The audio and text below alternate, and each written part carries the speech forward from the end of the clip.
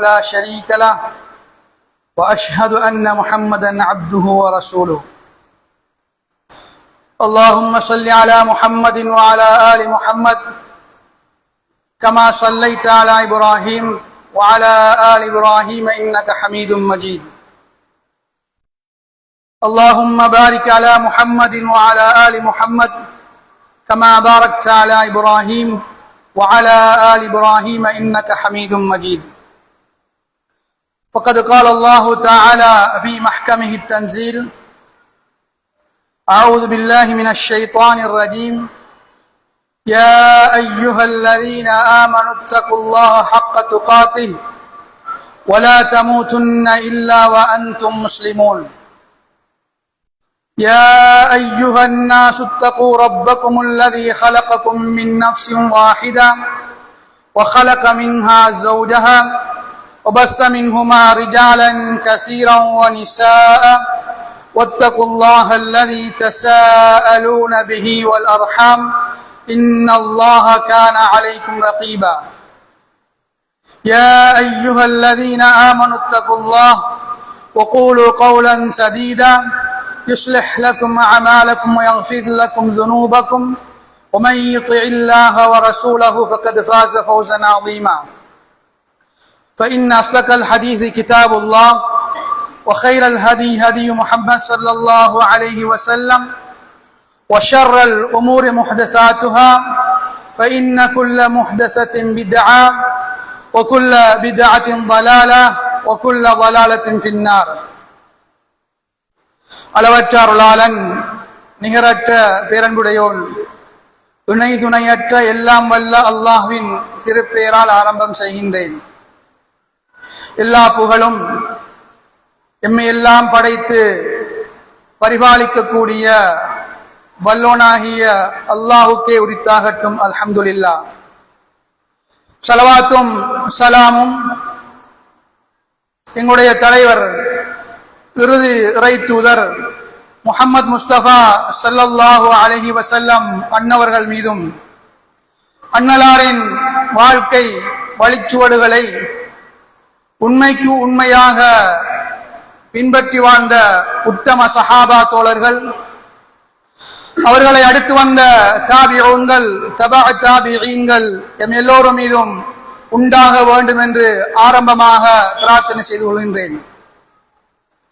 அல்லாஹ்வுடைய கட்டளையாகிய ஜும்மாவுடைய கடமையை நிறைவேற்றுவதற்காக வேண்டி அவனுடைய மாளிகையில் வந்தமர்ந்திருக்கக்கூடிய பேரன்புமிக்க பெரியோர்களே, இஸ்லாமிய உறவுகளே, இருளக வாழ்வின் வெற்றிக்காக அல்லாஹும் அவனுடைய தூதரும் ஏவிய விடயங்களை முடியுமான வரை நாம் எமது வாழ்வில் எடுத்து நடந்து கொள்ள வேண்டும் என்றும், விலக்கிய தடுத்த அம்சங்களை முற்றுமுழுதாக விலகி தவிர்ந்து வாழ வேண்டும் என்றும் முதலில் என்னையும் அப்பால் உங்களையும் தக்வாவை கொண்டு வசியத் செய்தவனாக இந்த குதுபாவை ஆரம்பம் செய்கின்றேன்.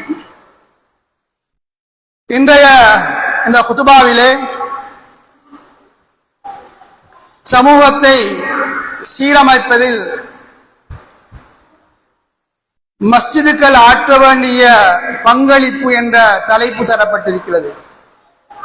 மஸ்ஜிதுகள், பள்ளிவாயல்கள் சமூகத்தை எவ்வாறு சீரமைக்க வேண்டும், கட்டமைக்க வேண்டும் என்பது பற்றிய ஒரு சில செய்திகளை அல் குர்ஆனிலிருந்தும் சுன்னாவிலிருந்தும் எனக்கும் உங்களுக்குமாக இந்த சந்தர்ப்பத்தில் நினைவூட்டலாம் என்று நினைக்கின்றேன். அல்லாஹு தஆலா அல் குர்ஆனில் வதக்கிர் ஃபஇன்ன ذிக்ரா தன்ஃபஉல் முஃமினீன், நபியே நீங்கள் நினைவூட்டிக் கொண்டே இருங்கள், ஞாபகமூட்டிக் கொண்டே இருங்கள், நிச்சயமாக நினைவூட்டல் முஃமின்களுக்கு பயனளிக்கும் என்று அல் குர்ஆனில் குறிப்பிடுகின்றார். இந்த நினைவூட்டல் எனக்கும் உங்களுக்கும் பயனுள்ளதாக அமைய வேண்டும் என்று ஆரம்பமாக பிரார்த்தனை செய்து கொள்கின்றேன். அன்புக்குரிய இஸ்லாமிய உறவுகளே, பெரியோர்களே, மஸ்ஜிதுகள், பள்ளிவாயல்கள் முஸ்லிம் சமூகத்திற்கு எவ்வளவு பெரிய முக்கியத்துவம் வாய்ந்தவை என்று எங்கள் எல்லோருக்கும் தெரியும். மஸ்ஜிதுகளை, பள்ளிவாயல்களை அல்லாஹுடைய இல்லம் என்று அல் குர்ஆன் வர்ணிக்கிறது. பள்ளிவாயல்கள் வஅன்னல் மஸாஜித லில்லாஹ், அது அல்லாஹுக்கு உரியது என்று அல் குர்ஆனில் குறிப்பிடுகின்றார். இதை பைத்துல்லாஹ், அல்லாஹுடைய வீடு என்று சொல்வார்கள்.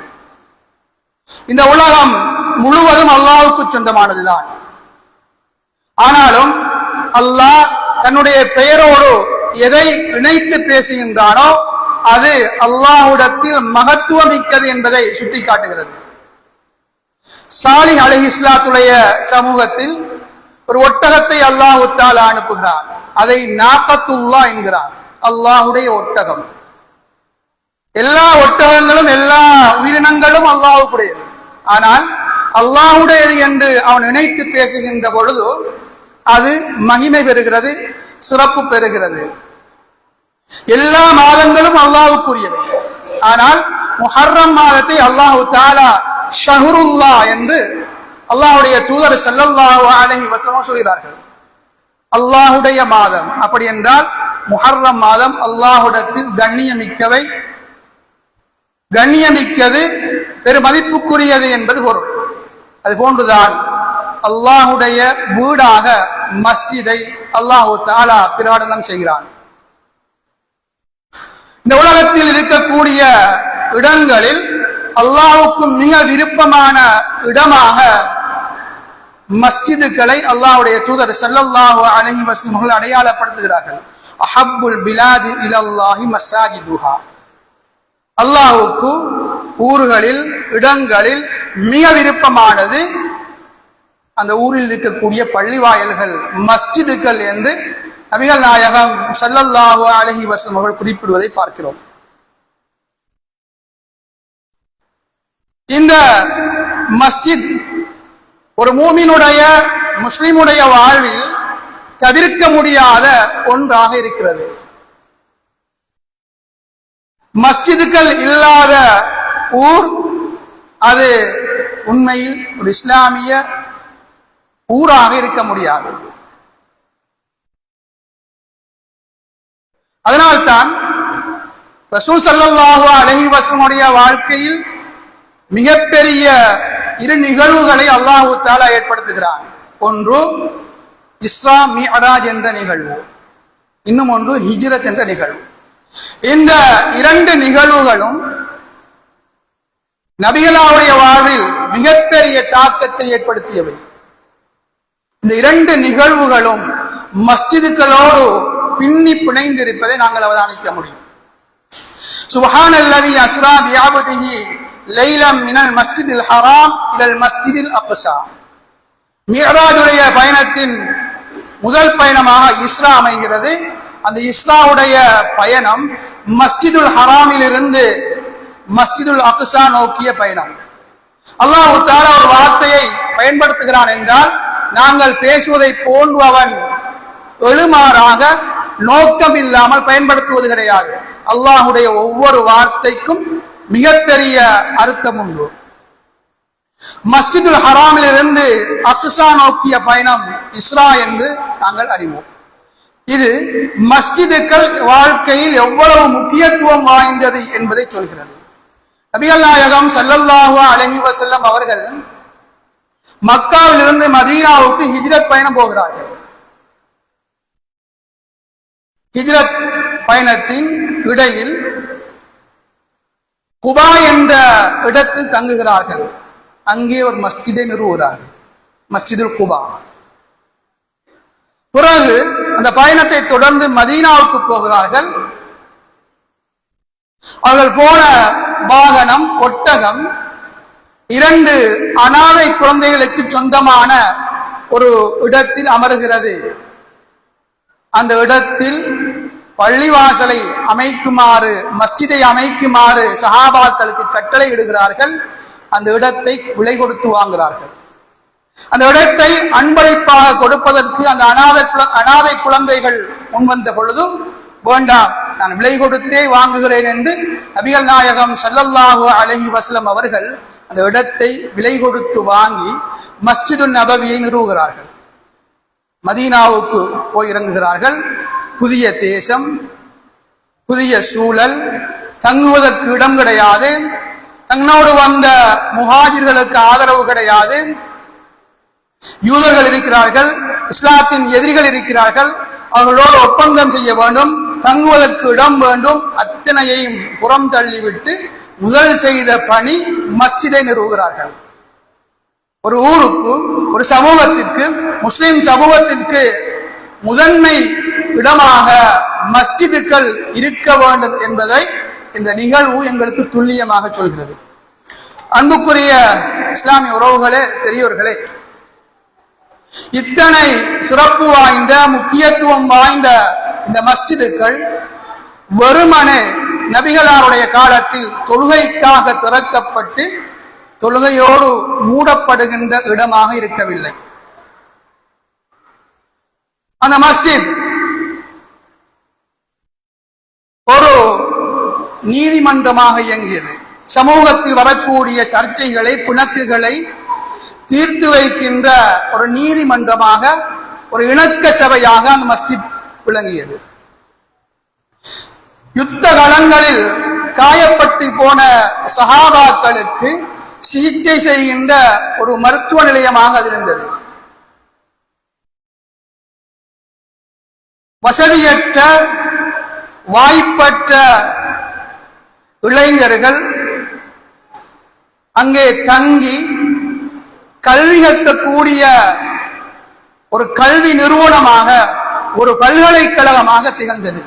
உங்கள் எல்லோருக்கும் தெரியும், அஸ்ஹாபு சுஃபா, திண்ணை தோழர்கள் என்ற ஒரு சாரார் இருக்கிறார்கள். அனாதரவற்றவர்கள், வசதி வாய்ப்பட்டவர்கள், குடும்பம் இல்லாதவர்கள். இவர்கள் அந்த மஸ்ஜிதில் ஒரு ஒதுக்குப்புறத்தில் அமைக்கப்பட்ட ஒரு திண்ணையில் அமர்ந்து தங்களுடைய வாழ்க்கையை ஓட்டுவார்கள். அங்கே இருந்து கொண்டு நபிகளார் ஸல்லல்லாஹு அலைஹி வஸல்லமுடைய செய்திகளை படித்துக் கொண்டு வந்தார்கள்.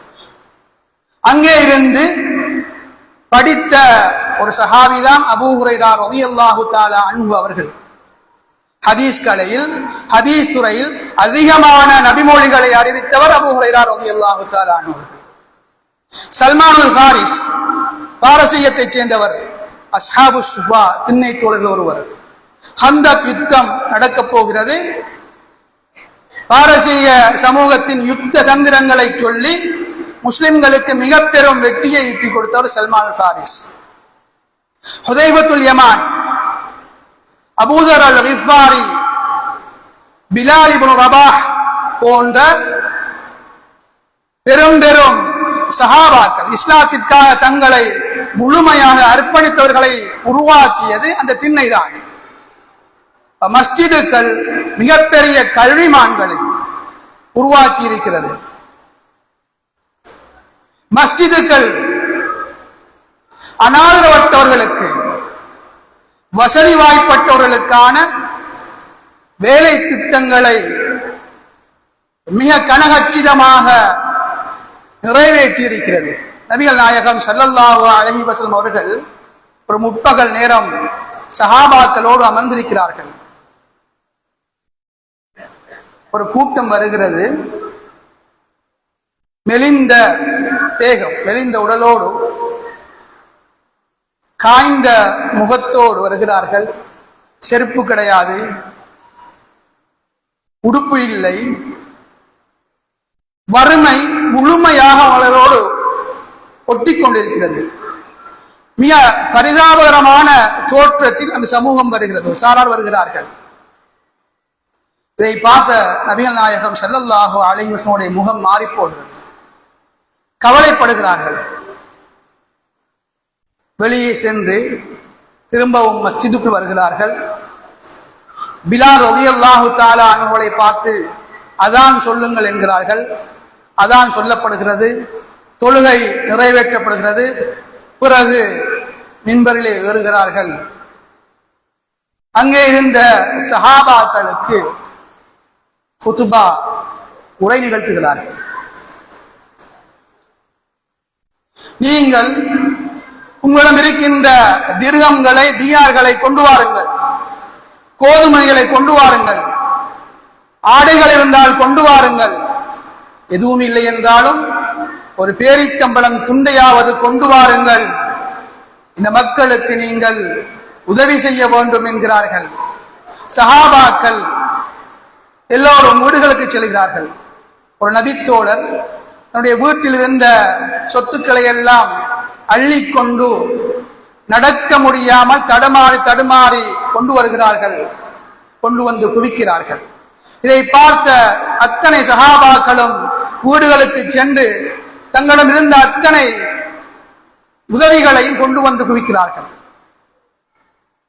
இதை பார்த்த நபிகள் நாயகம் ஸல்லல்லாஹு அலைஹி வஸல்லம் முகம் மகிழ்ச்சியால் விளங்கியது.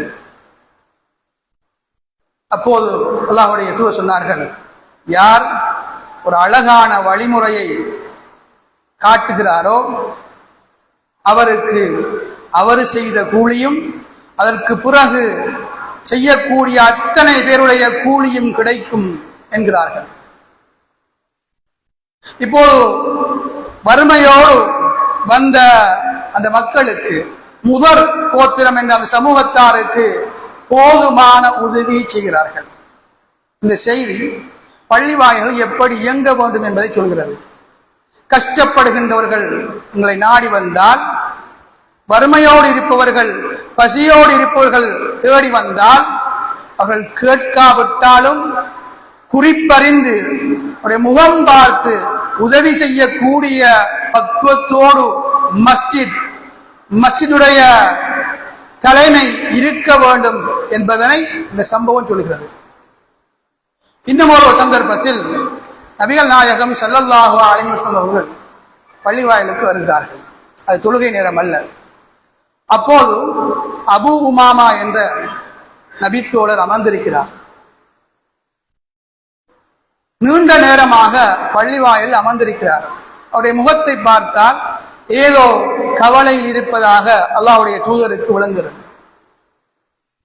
அல்லாஹ்வுடைய தூதர் ஸல்லல்லாஹு அலைஹி வஸல்லம் அவர்கள் அந்த மனிதரிடம், அந்த நபித்தோழரிடம், அபூ உமாமா, பழமைக்கு மாறாக நீண்ட நேரமாக பள்ளியில் இருக்கிறீர்கள், என்ன காரணம் என்று கேட்கிறார்கள். அபூ உமாமா ரலியல்லாஹு அன்ஹு சொல்கிறார்கள், அல்லாஹ்வுடைய தூதரே, இந்த உள்ளத்தை கவலை அழுத்துகிறது, நான் அதிகம் கவலையோடு இருக்கிறேன்,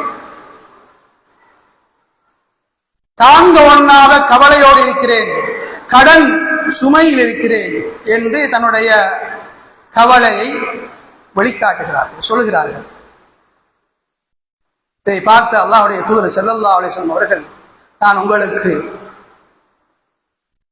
ஒரு வார்த்தையை கற்றுத்தருகிறேன், அதை ஓதி வாருங்கள், அதன் மூலம் உங்களுடைய கடன் சுமைகள் நீங்கும், கவலைகள் போகும் என்றார். அல்லாஹும்ம இன்னி அஊது பிக மினல் ஹம்மி வல் ஹஸன் வஅஊது பிக மினல் அஜ்ஸி வல் கஸல் வஅஊது பிக மினல் ஜுபுனி வல் புக்ல் வஅஊது பிக மின் கலபத்தித் தைனி வ கஹ்ரி ரிஜால். இந்த துஆவை கற்றுக் கொடுக்கிறார்கள்.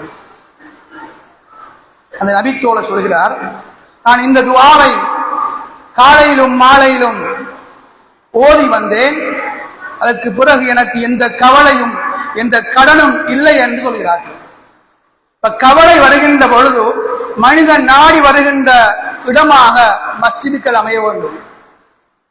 அதற்கு ஏற்றாற்போல் மஸ்ஜிதுக்கள்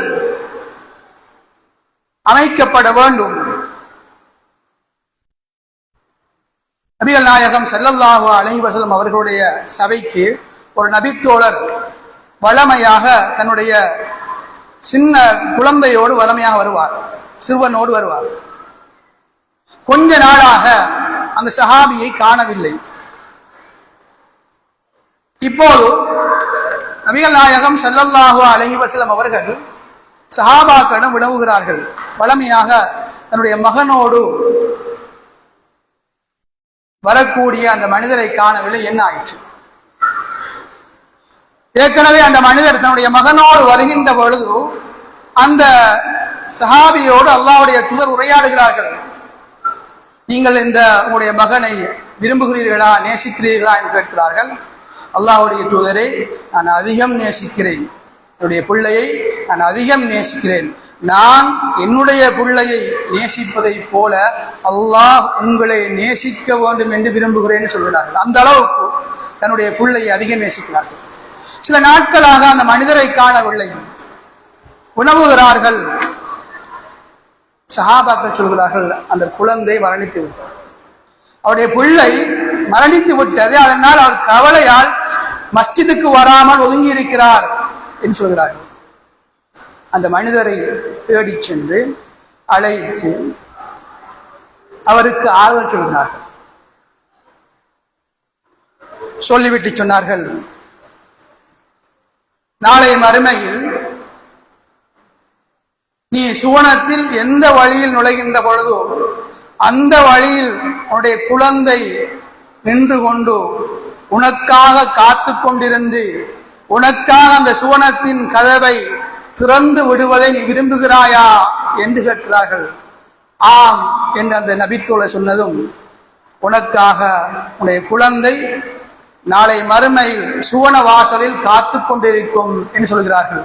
இதை கேட்ட மற்றொரு சஹாபி, அல்லாஹ்வுடைய தூதரே, இந்த பாக்கியம் இவருக்கு மட்டுமா அல்லது எல்லோருக்குமா என்று கேட்கிறார்கள். எல்லோருக்கும் தான். யாருக்கெல்லாம் சின்ன குழந்தைகள், சிறு பிள்ளைகள் சிறு வயதிலேயே மரணித்து விடுகிறதோ அவர்கள் சுவனத்தின் சேமிப்புகளாக நாளை மறுமையில் இருப்பார்கள் என்று அல்லாஹ்வுடைய தூதர் ஸல்லல்லாஹு அலைஹி வஸல்லம் சொல்வதை பார்க்கிறோம். இங்கே அந்த மனிதர் நாளாந்தம் வந்து சென்றவர் மஸ்ஜிதுக்கு வரவில்லை என்ற பொழுது அல்லாஹ்வுடைய தூதர் ஒவ்வொரு தனி மனிதனை பற்றியும் ஆராய்கிறார்கள். அவருடைய கஷ்ட நஷ்டங்களை தேடுகிறார்கள். அதனை நிவர்த்திப்பதற்கான வழிகாட்டுகளை வழங்குகிறார்கள். மஸ்ஜிதுக்கள், மஸ்ஜிதுடைய தலைமை இவ்வாறுதான் இருக்க வேண்டும் என்பதை இந்த சம்பவம் எங்களுக்கு அழகாக சொல்கிறது. அல்லாஹ்வுடைய தூதருடைய அந்த மஸ்ஜிதை ஒரு கருப்பினத்து பெண்மணி வளமையாக துப்புரவு செய்வார். சில நாட்களாக அந்த பெண்மணி துப்புரவு செய்வதற்காக வரவில்லை. சஹாபாக்களிடம் கேட்கிறார்கள், எங்கே அந்த பெண்மணி? சஹாபாக்கள் சொல்கிறார்கள், அந்த பெண்மணி மரணித்து விட்டார், நாங்கள் அடக்கம் செய்து விட்டோம். அல்லாஹ்வுடைய தூதருக்கு கோபம் வருகிறது. நீங்கள் ஏன் எனக்கு அறிவிக்கவில்லை என்று கேட்கிறார்கள். இரவு நேரமாக இருந்தது. நாம் அறிவிக்கின்ற அளவுக்கு ஒரு முக்கியமான ஒரு பெண்ணாக அந்த பெண் எங்களுக்கு புரியவில்லை, தெரியவில்லை, அதனால் நாங்கள் அறிவிக்கவில்லை என்ற மாதிரி சொல்கிறார்கள். அல்லாஹ்வுடைய தூதர் அந்த பெண்மணி அடக்கப்பட்ட கபரை காட்டுங்கள் என்கிறார்கள். கபர் காட்டப்படுகிறது. அந்த கபரடிக்கு சென்று அந்த பெண்மணிக்காக தொழுகையை நிறைவேற்றி அல்லாஹ்வுடைய தூதர் துஆ செய்கிறார்கள்.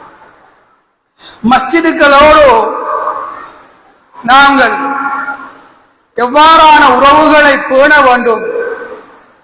மஸ்ஜிதுகளை நிர்வகிப்பவர்கள் அந்த மஹல்லா வாசிகளோடு எத்தகைய இணக்கமான இறுக்கமான உறவை கொண்டிருக்க வேண்டும் என்பதனை இந்த சம்பவம் எங்களுக்கு அழகாக சொல்கிறது. அன்புக்குரிய இஸ்லாமிய உறவுகளே, பெரியோர்களே, மஸ்ஜிதுகள் என்பது வெறுமனே தொழுகைக்காக திறக்கப்பட்டு மூடப்படுகின்றன. இங்கே ஆண்களுக்கும் பெண்களுக்கும் இஸ்லாம் போதிக்கப்பட வேண்டும். மஸ்ஜிதுகளில் சிறார்கள் பயிற்றுவிக்கப்பட வேண்டும். மஸ்ஜிதுகளில் இளைஞர்கள் வழிநடாத்தப்பட வேண்டும். இதுதான் அல்லாஹ்வுடைய தூதருடைய மஸ்ஜித் கொண்டிருந்த பங்களிப்பாக. அல்லாஹ்வுடைய தூதருடைய மஸ்ஜிது நபவி இத்தகைய பங்களிப்பை செய்திருக்கிறது. உலக புகழ்பெற்ற அல் அஸ்ஹர் பல்கலைக்கழகம் எங்களுக்கு எல்லோருக்கும் தெரியும், எகிப்தில இருக்கிறது. அந்த அல் அஸ்ஹர் பல்கலைக்கழகம் ஒரு ஜும்மா பள்ளி வாயல். யமனிலே இருக்கக்கூடிய ஜாமிஉல் உமவி மிகப்பெரிய பல்கலைக்கழகம் திமஷ்கிலே இருக்கிறது. அந்த பல்கலைக்கழகம் ஒரு ஜும்மா பள்ளி வாயல். டியூனிசியாவோட இருக்கிறது ஜாமிஉ ஸைத்தூனா, அது ஒரு ஜும்மா பள்ளி வாயில். மிகப்பெரிய பல்கலைக்கழகம். பெரும் பெரும் பல்கலைக்கழகங்கள் எல்லாம் இஸ்லாமிய வரலாற்றிலே ஜும்மா பள்ளி வாயில்களாக இருந்துதான் அது பெரும் பெரும் பல்கலைக்கழகங்களாக மாறி இருப்பதை நாங்கள் பார்க்கிறோம். பள்ளி வாயில்கள் ஒரு பல்கலைக்கழகம் போன்று தொழிற்பட வேண்டும் என்பதை நாங்கள் புரிந்து கொள்ள வேண்டும். அதைத்தான் அல்லாஹுடைய தூதருடைய மஸ்ஜிது நபவி நபிகளாவுடைய காலத்தில் அந்த பணியை, அந்த பங்களிப்பை செய்திருக்கிறது என்பதை நாங்கள் புரிந்து கொள்ள வேண்டும். எல்லாம் வல்ல அல்லாஹ் அத்தகைய ஒரு பங்களிப்பை இந்த மஸ்ஜிதுகளின் ஊடாக நாங்கள் செய்வதற்கு எங்கள் எல்லோருக்கும் அருள் பாலிப்பானாக. வாஹிரு தஅவானா அல்ஹம்துலில்லாஹி ரப்பில் ஆலமீன்.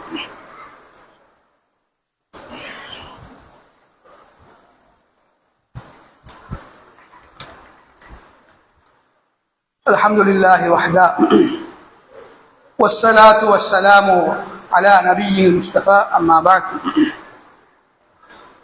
அன்புக்குரிய இஸ்லாமிய உறவுகளே, பெரியோர்களே, முஸ்லிம் சமூகத்தில் மஸ்ஜிதுகள், பள்ளி வாயில்கள் எத்தகைய முக்கியத்துவம் வாய்ந்தவை, அதனுடைய பங்களிப்பு முஸ்லிம் சமூகத்திற்கு எவ்வளவு தூரம் அது ஆற்ற வேண்டும் என்பதை பற்றிய சில செய்திகளை பார்த்தோம்.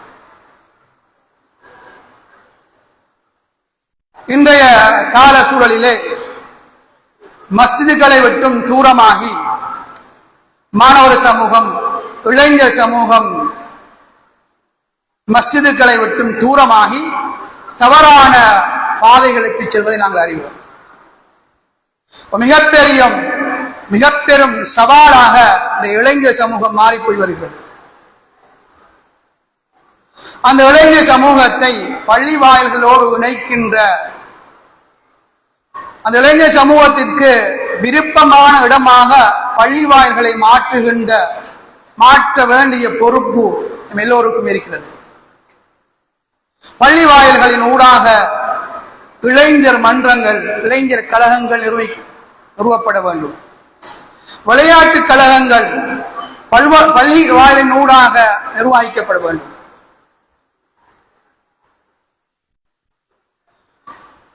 ஒரு விளையாட்டு கழகத்தினுடைய கூட்டம் பள்ளி வாயிலுக்குள் நடத்தப்பட வேண்டும். அப்படி நடத்தினால் வீணான தவறான பேச்சுக்கள், வீணான செயற்பாடுகளிலிருந்து அந்த இளைஞர் சமூகம் பாதுகாக்கப்படும். பள்ளி வாயில்கள் இளைஞர்களை கவரக்கூடிய அடிப்படையில் அமைக்கப்பட வேண்டும். அல்லாஹ்வுடைய தூதர் ஸல்லல்லாஹு அலைஹி வஸல்லம் காலத்தில் மஸ்ஜித் நபவியுடைய வளாகத்திற்குள்ளே ஹபஷாவை சேர்ந்த போர் வீரர்கள் வாள் பயிற்சியில் ஈடுபடுகின்றார்கள். அதனை அல்லாஹ்வுடைய தூதரும் அவருக்கு பின்னால் அவருடைய மனைவி ஆயிஷா ரலியல்லாஹு அன்ஹா அவர்களும் கண்டுகளித்துக் கொண்டிருக்கிறார்கள். இது பள்ளி வாயில்கள் பன்முக தன்மை கொண்டதாக இருக்க வேண்டும் என்பதை சொல்கிறது. மஸ்ஜிதுடைய முதன்மை கடமை அங்கே ஈமான் வளர்க்கப்பட வேண்டும், தொழுகை முறையாக நிறைவேற்றப்பட வேண்டும், இஸ்லாமிய ஃபிக்ஹ் சட்டங்கள் ஆண்களுக்கும் பெண்களுக்கும் போதிக்கப்பட வேண்டும். அதில் மாற்றுக்கருத்து கிடையாது. அதற்கு அதிகம் முக்கியத்துவம் கொடுக்கப்பட வேண்டும். அதையும் தாண்டி வழிதவறி செல்லக்கூடிய இளைஞர் சமூகத்தை கட்டி இழுத்து கொண்டு வந்து பள்ளி வாயிலுக்குள் நிறுத்தக்கூடிய அளவில் பள்ளிவாசலுடைய அமைப்புகள், அதனுடைய கட்டமைப்பு, ஒழுங்கு மாற்றப்பட வேண்டும். அதை இஸ்லாம் வலியுறுத்துகிறது. அன்புக்குரிய இஸ்லாமிய உறவுகளே, பெரியோர்களே, இன்னும் சொல்ல போனால் சமூகத்தில் மிகப்பெரிய சவாலாக மாறி இருப்பது ஒரு ஆரோக்கியமற்ற சமூகம் உருவாகி கொண்டிருக்கிறது. தவறான உணவு பழக்க வழக்கங்களால் சமூகம் பாதிக்கப்பட்டிருக்கிறது. தீராத நோய்க்கு ஆட்படுகின்றார்கள். எனவே மஸ்ஜிதுகள் இது தொடர்பிலும் அதிகம் கவனம் செலுத்த வேண்டும். பள்ளி வாயில்களில் துறை சார்ந்தவர்களை கொண்டு வந்து எத்தகைய உணவு பழக்க வழக்கங்களின் ஊடாக நாம் எமது ஆரோக்கியத்தை பேண முடியும் என்பது தொடர்பாக அதிகம் விழிப்பூட்ட வேண்டிய காலப்பகுதியில் நாங்கள் இருக்கின்றோம். இங்கு நடைபெறுகின்ற பள்ளிவாயல்கள் பொதுவாக நடைபெறுகின்ற திருமண நிகழ்வுகளில் பகிரப்படுகின்ற குளிர்பானங்கள் எல்லோருக்கும் தெரியும், அதிகம் நிறமூட்டப்பட்டவை. அளவுக்கு அதிகமாக நிறமூட்டப்பட்ட உணவுகளால், குடிபானங்களால் கிட்னி, சிறுநீரகங்கள் செயலிழந்து போகின்ற ஒரு துர்ப்பாக்கியம் இருக்கிறது. அதிகம் சுவையூட்டப்பட்ட உணவுகள் எங்களுடைய சிறார்களுக்கு நாங்கள் அதிகமாக கொடுக்கிறோம். இவைகளால் தீராத நோய்க்கு ஆட்படக்கூடிய ஒரு ஆபத்தான கட்டத்தில் இருக்கிறோம். முஸ்லிம்கள் ஆரோக்கியத்தில் கவனம் செலுத்த வேண்டும். ஆரோக்கியம் ஒரு மனிதனுக்கு அருளாக இருப்பதை போன்றும் அமானிதமாக இருக்கிறது. அந்த அமானிதத்தை பேண வேண்டியது ஒவ்வொரு முஸ்லிமுடைய இன்றியமையாத கடமை. அது தொடர்பான விழிப்பூட்டல்களை வழங்க வேண்டியது மஸ்ஜிதுடைய பங்களிப்பு. மஸ்ஜிதுகள் கட்டாயம் அது தொடர்பிலும் கவனம் செலுத்த வேண்டும் என்பதனை சந்தர்ப்பத்தில் எனக்கும் உங்களுக்குமாக சேத்தனை நோட்ட விரும்புகிறேன். அன்புக்குரிய இஸ்லாமிய உறவுகளே, பெரியோர்களே, இன்றைய இந்த சந்தர்ப்பத்தில் சிறுநீரகங்கள் பாதிக்கப்பட்ட ஒரு சகோதரர் எம்முடைய உதவியை நாடி வந்திருக்கிறார். அவர் ருதித்தன்னை வசிப்பிடமாக கொண்டவர், வறுமைப்பட்ட குடும்பத்தைச் சேர்ந்தவர். அவருடைய சிறுநீரக மாற்று சத்திர சிகிச்சைக்காக வேண்டி சுமார் 75 லட்சம் ரூபாய் தேவைப்படுவதாக வைத்தியர்கள் கூறியிருக்கிறார்கள். தர்மங்கள் எங்களுடைய உயிரை பாதுகாக்கும். தாவு மர்லாக்கும் பிஸ்ஸதகா, அல்லாஹ்வுடைய தூதர் ஸல்லல்லாஹு அலைஹி வஸல்லம் சொல்கிறார்கள், நீங்கள் உங்களுடைய நோய்களுக்கு சதக்காவின் மூலமாக, தர்மத்தின் மூலமாக சிகிச்சை செய்து கொள்ளுங்கள் என்கிறார்கள். வஅன்ஃபிகு மிம்மா ரஸக்னாகும் மின் கப்லி ஐயஅத்திய அஹதகுமுல் மௌத், உங்களுக்கு மரணம் வருவதற்கு முன்னால் அல்லாஹ் உங்களுக்கு அளித்தவற்றிலிருந்து நீங்கள் செலவு செய்யுங்கள். மரண நேரம் வந்துவிட்டால் ஒரு மனிதன் கேட்பான், லௌலா அஹ்ஹர்தனி இலா அஜலின் கரீப் ஃபஅஸ்ஸதக வஅகும் மினஸ் ஸாலிஹீன், யா அல்லாஹ் எனக்கு சற்று நேரம் அவகாசம் கொடு, நான் தர்மம் செய்து நல்லவனாக மாறி வருகிறேன் என்று கேட்பான். தர்மம் என்பது மிக உன்னதமான வணக்கம். தர்மத்தினுடைய சிறப்பை, அதனுடைய மகிமையை ஒரு மனிதன் கடைசி நேரத்தில் தான் புரிந்து கொள்வான் என்பதை இந்த அல் குர்ஆன் வசனம் சொல்கிறது. எனவே கடைசி நேரம் வரும் வரைக்கும் காத்திருக்காமல் அந்த உதவியை செய்து நாங்கள் எங்களை பாதுகாத்துக் கொள்ள வேண்டும். தர்மம் என்பது நாம் பிறருக்கு கொடுப்பதை போன்று விளங்கினாலும் அது எங்களுக்கான சேமிப்பு. நாம் கொடுத்ததுதான் எங்களுக்குரியது, எங்களிடம் இருப்பது அது எங்களுக்குரியது அல்ல என்பதை நாங்கள் புரிந்து கொள்ள வேண்டும். யார் ஒரு முஸ்லிமை வாழ வைக்க, ஒரு மனிதனை உயிர் வாழ வைக்கின்றாரோ அவர் மொத்த மனித சமூகத்தையும் உயிர் வாழ வைத்தவரை போன்ற கூலியை பெறுகின்றார். ஒரு முமினுடைய, ஒரு முஸ்லிமுடைய கஷ்டத்தை இந்த உலகத்தில் நாங்கள் போக்கினால் நாளை மறுமையில் அல்லாஹு தஆலா எங்களுடைய சிரமங்களை, கஷ்டங்களை போக்குவான். இந்த செய்திகளை நாங்கள் உள்வாங்கி அல்லாஹு தஆலா தர்மத்தின் மூலம் எங்களுக்கு வரக்கூடிய ஆபத்துக்களிலிருந்து எங்களையும், எங்கள் குழந்தைகளை, எங்கள் பிள்ளைகளை, எங்கள் மனைவி, எங்களை பெற்றோரை அல்லாஹ் பாதுகாப்பான் என்பதை உறுதியாக நம்பி வந்திருக்கக்கூடிய அந்த சகோதரருக்கு எங்களால் முடியுமான அத்தனை உதவிகளையும் வழங்க வேண்டும் என்று சந்தர்ப்பத்தில் கேட்டுக்கொண்டு என்னுடைய இந்த குத்துபாவை நிறைவு செய்கின்றேன். ஹாதா மின் இந்தி والعلم عند الله. أقول قولي هذا أستغفر الله لكم واستغفروه إنه هو الغفور الرحيم. السلام.